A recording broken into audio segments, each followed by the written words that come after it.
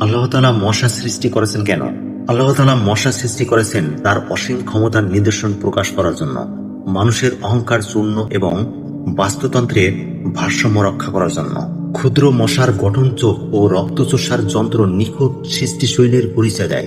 এটি মানুষের রোগব্যাধি ও কষ্টের মাধ্যমে পরীক্ষা এবং ক্ষমতার অহংকার ভাঙার একটি মাধ্যম হিসেবে কাজ করে। এবার শুনুন মশা সৃষ্টির প্রধান কারণগুলো কি কি। প্রথমত, আল্লাহর কুদরতের পরিচয়। পবিত্র কোরআনে মশা বা এর চেয়ে ক্ষুদ্র প্রাণীর উদাহরণ দিয়ে আল্লাহ তার সৃষ্টির নিখুঁত ভারসাম্য বুঝিয়েছেন। মশার ডানা চোখ এবং রক্তশোষার সূক্ষ্ম গঠন আল্লাহর অসীম জ্ঞান প্রকাশ করে।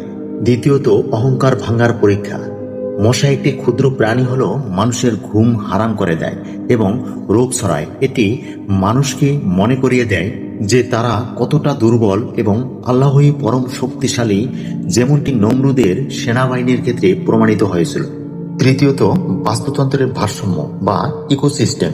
মশা বাস্তুতন্ত্রের একটি গুরুত্বপূর্ণ অংশ। মশার লার্ভা জলজ পরিবেশ পরিষ্কার রাখে এবং মাছ, ড্রাগন, ফ্লাই পাখি ও বাদুড়ের খাদ্য হিসেবে কাজ করে। চতুর্থত, পরীক্ষা ও সতর্কবার্তা। মানুষের জীবনে ডিসকমফোর্ট বা কষ্টদায়ক পরিস্থিতি সৃষ্টির মাধ্যমে আল্লাহ তাআলা ঈমানদারদের ধৈর্য ও আল্লাহর প্রতি নির্ভরশীলতা পরীক্ষা করেন। মশা সৃষ্টির মাধ্যমে আল্লাহ তাআলা মানুষকে সচেতন করেন যে প্রকৃতির প্রতিটি ক্ষুদ্র কণা তার নিখুঁত পরিকল্পনার অংশ। সুবহানাল্লাহ।